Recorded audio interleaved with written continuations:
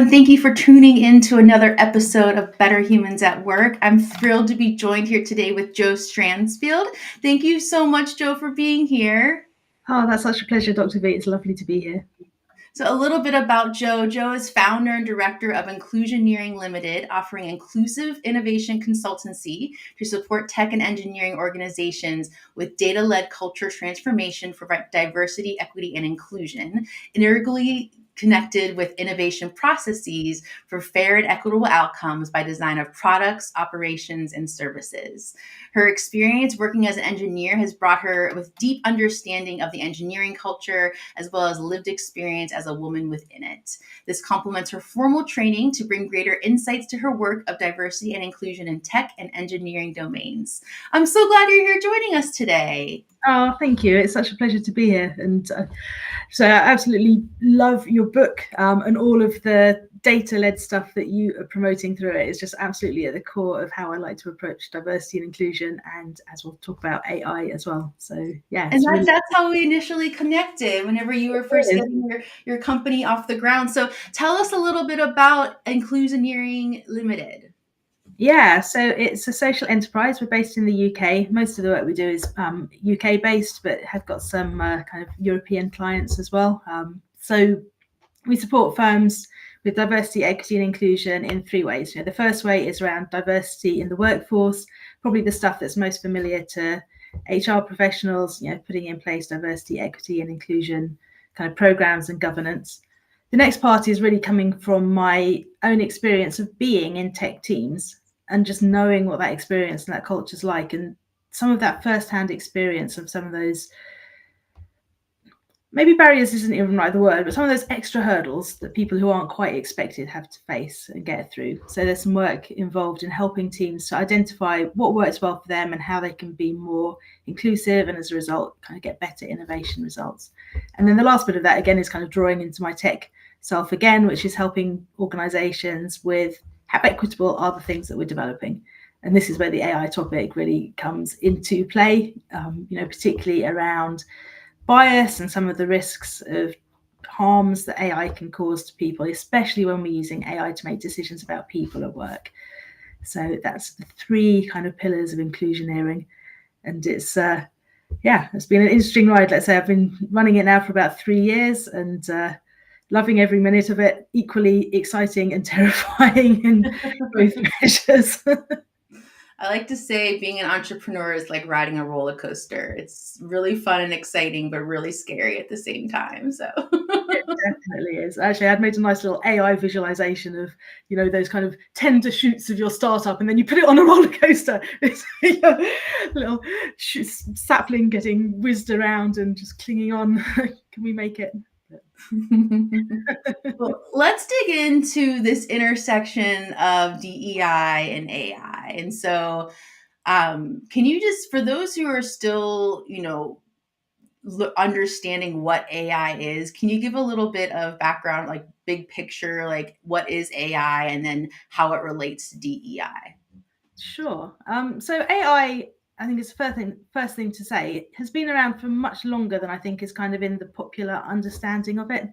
So when things like ChatGPT have been released recently, suddenly everybody's thinking about generative AI, the fact that we can talk to it and it will give us back huge explanations of generated text or audio or video or images and all kinds of things that it can create. But actually AI goes back to kind of the 1950s with kind of some fairly early computer science research, and it's all based around this concept of a neural network. And essentially what we're doing with AI is training a mathematical model.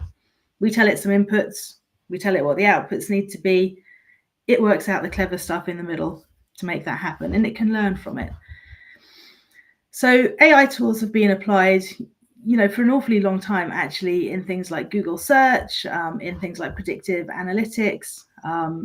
It's really with the more popular things that have come about, like ChatGPT, that everyone suddenly got very excited about the topic, and it's really kind of exploded into public imagination. But it's being used, fairly extensively in lots and lots of ways. So AI is really taken off, I think, in absolutely every field of work. And the field of work that I most think about, and I think that's most relevant for DEI professionals, is in automating decisions about people. So in lots of HR systems, we'll see AI working under the scenes to help screen candidates for recruitment or to help make assessments of who has got the best qualifications for a promotion, to help work out what skills match up to different roles, maybe even to work out who are candidates for being laid off in a round of redundancies based on data that it has about people.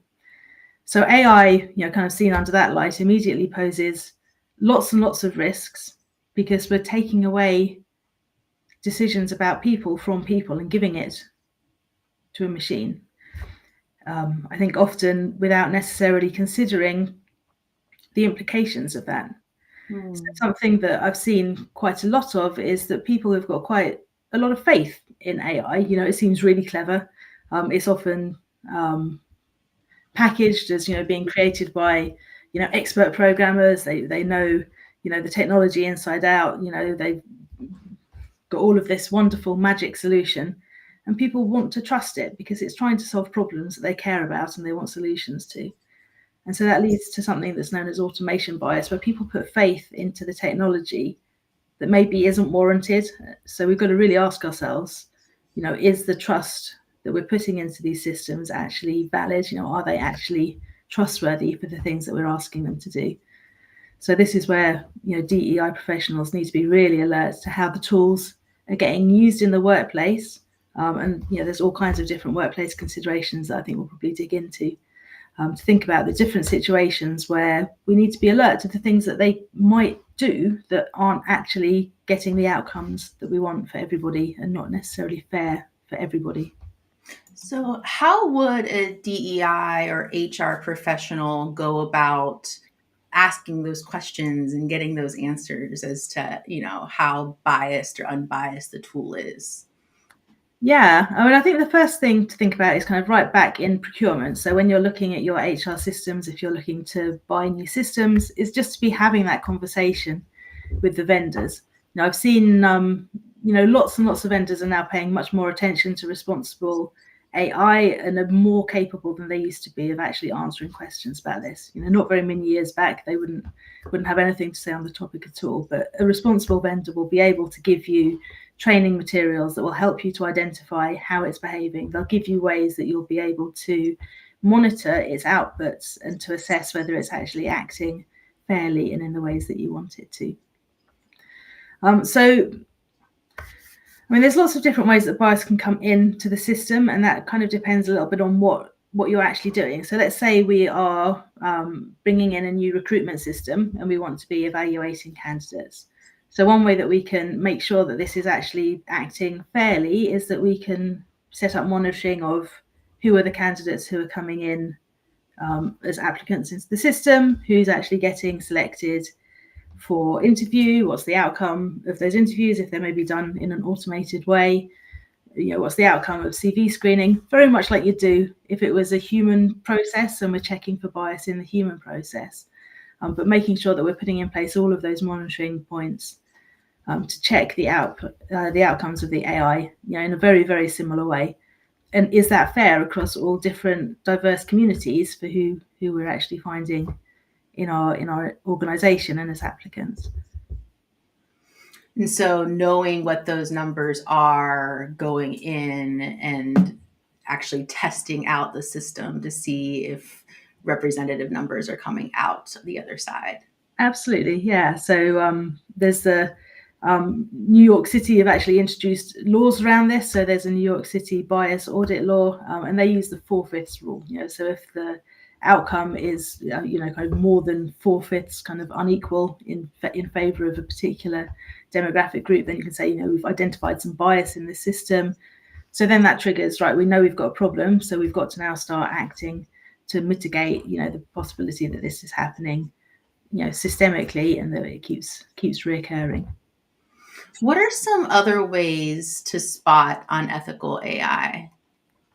Yeah, so there's some principles that I always use to think about AI kind of responsibility. And I'd probably frame this around those principles. So the first is around being transparent. Do people understand that the AI is actually there, or they're being evaluated by an AI? So in a recruitment process, for example, if someone submits a video screening interview, sometimes that's assessed by a person, sometimes it's assessed by an AI. Someone has a right to know, actually, is that initial screening that's happening being done by an AI or by a person? So being transparent about where it's being used. Related to that is how explainable is the result from it? So can we actually explain the outcome from it? So say we know that, you had a video interview with me and the result was, no, you've not got selected for the next stage. Can that actually be explained in human terms, and so somebody can understand the output of that AI system? And then the final kind of consideration in this little trio of things is around accessibility. Is that system equally accessible for everybody? So say I had a speech impairment and I was being assessed by a video interview by an AI. Would that actually be assessing me fairly, given the disability that I have? Or if it was somewhere that I needed to type answers, for example, is that giving everybody kind of fair opportunities to be able to actually pass the evaluation that the AI is going to be making of them, based on their accessibility needs with the system? So there's that kind of cluster of transparency, explainability, and accessibility to make sure that people really understand and are able to properly use the system to get, I guess, a good result from it. The next set of kind of cluster of things I think about are around privacy and data protection, people's safety. So there was, I don't know, examples quite a few years ago, really, when they started bringing in, the scanners in airports that you need to walk through, and it'll come up with the scan of your body, and it'll show, whether you've got any concealed weapons or anything like this to the people who are, the security guards behind the screens. So there was a lot of attention of these at the time, that they were actually posing a real privacy risk and a safety risk for transgender people, because they automatically will put in place kind of barriers to protect people's privacy. But of course, not everybody's body is as the systems had expected. So then that poses a real risk for people who are maybe not having that same protection in place in a public place, in quite a risky situation potentially for themselves. So we really need to think about how privacy impacts can be disproportionate for different communities. So some of the implications of that can really harm different communities to different extents. And of course, it depends on the application and what the technology actually is. But that can really lead to some safety concerns, depending on what is kind of shared and disclosed. The next set of things I think about are around validity of what the system's actually doing and how accurate and reliable is it. And there's one example that I don't know, you kind of laugh, but then you kind of don't laugh, is that, there was in the news probably a couple of years back, where they were assessing some AI recruitment tools, like I was mentioning about video interviews. And they found that this particular tool, if you were sitting in front of a bookcase, actually it evaluated the candidates as more intelligent and a better fit for the job than if they were just in front of a blank wall, or something that was less obviously associated with kind of academic kind of prowess, or whatever this system had learned from. So there's a big question around, are the machines actually assessing what they say they are? Is the result that comes from them valid? And there's lots of kind of recruitment kind of games that are all a bit weird and wonderful, and they lack what a psychologist would call face validity. And that immediately makes me kind of wonder about, well, what are they actually assessing? And the claims that go along with them, that they're assessing candidate suitability for different roles, really don't seem to be founded in kind of scientific basis at all. So I think there's a real concern potentially around the validity of some of the techniques that are used by the systems. And again, that can be disproportionate depending on who it's assessing as well. And then the final kind of things that I think around are around like the supply chain of the AI. So how ethical is that supply chain that's led to this AI operating? So how has the data been trained? Who's been doing that? What have the conditions that they've been working in been? Kind of what's the environmental impact of it as well? So that's another range of considerations that I think are quite important for DEI professionals to be thinking about when they're looking at using AI tools. Do these really kind of uphold the ethical kind of principles and values of me and the firm that I'm representing? So much to consider. And for those watching that want to do this type of work themselves, I mean, do you recommend them bringing in someone external like yourself? Is this something that people can do in-house to start addressing these issues? I think that there's a lot that people can do in-house. Obviously I'd love to say, bring me in, I'd love to help you, I would do, but you can do an awful lot by yourself by just starting to think around some of the governance and accountability in the organization. And I think this is a connection point with DEI that means that DEI professionals are probably better placed than they realize to actually start thinking about AI ethics, because they've probably gone through the same kind of process in establishing some accountability for diversity and inclusion outcomes in their organization, as they need to be thinking around for getting the good AI outcomes as well. So actually finding out and working through a process with stakeholders of, well, what are our standards going to be? What are we going to hold people accountable for? Who is accountable for the outcomes of the different systems? Mapping out what systems are in use and who might be impacted by them. So you can start to work through, I think, a fair amount of just that organizational kind of structure and responsibility around it from your DEI kind of background of establishing programs, if that's a responsibility that you've had in your organization. Yeah. So we talked about biases in AI tech. We talked about how to spot unethical AI. Let's talk a little bit about the AI tech companies that are focused on DEI in their products. Yeah, no, there's some fantastic companies out there. And one that's really caught my attention is Textio. I don't know if it's one that you know, but I've been following their former founder on LinkedIn with a lot of interest, as she's been doing more and more research around kind of algorithmic, all kinds of things. So I'd just say she's amazing, interesting person to follow, called Kieran Schninder.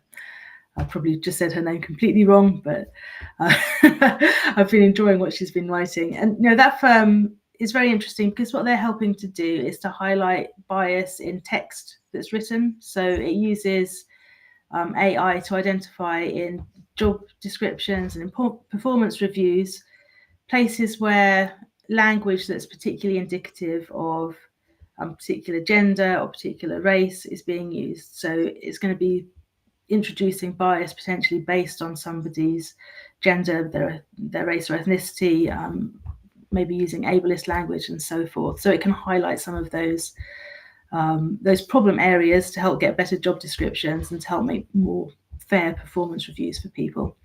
So I think that's a fantastic use of AI for DEI. And I see other firms beginning to introduce lots more tools around recruitment and selection that similarly are really trying to highlight where those potential biases are and give nudges and information to help people to essentially change those outcomes. What would be an example of that, of the nudges? Well, often I think just providing that information. Did you realize that this is you're talking about somebody being very assertive. Did you realize that actually that's a particularly gendered term, and you might be wanting to use some different language that's going to be better understood or better received, depending on whether you're I'm not explaining myself well here at all. I might just scrub this answer. So there's certain language that's very kind of male dominant or female dominant. And so, they can highlight particularly where that's happening and help to make better choices of language use is essentially what I'm trying to say. So, whether somebody is assertive or aggressive, can be quite a gendered evaluation. So women are often evaluated more negatively for behaviours that would be described as positive in men, such as the word assertive might then be seen as being aggressive or emotional even for a woman. So nudges would help to highlight where those kind of things may be happening and to direct people to different choices of language and ways to evaluate the situation. Got it. And I know we're coming up on time, but one final question for you, Jo. What do you see as the future of AI and DEI? Yeah. Oh, that's a fascinating question. Well, I hope that we start to see more regulation around all of it so that we can actually put in place those kind of robust controls and actually be sure that we are using AI for the benefit of people. I think there's huge potential that AI can actually address some of the problems that we see in human processes, particularly around just being able to cope with the volume of applicants to businesses, being able to actually recognize people's skill sets and match people to roles where people don't necessarily have the skills to do that in all situations. But we've really got to get the right framework in place so that we can do that responsibly and be confident that we're getting answers at scale that we can trust and that we're causing, a much fairer workplace and environment for people. I love it. I love it. Jo, if someone wanted to get in touch with you, what's the best way for them to reach out? You can find me on LinkedIn. My name's Jo Stansfield. So yeah, just search up my name and you'll find me pretty easily. So yeah. I love it. Well, thank you so much for sharing your wisdom with our audience today. I really appreciate everything that you do, especially how you're helping us be better humans at work.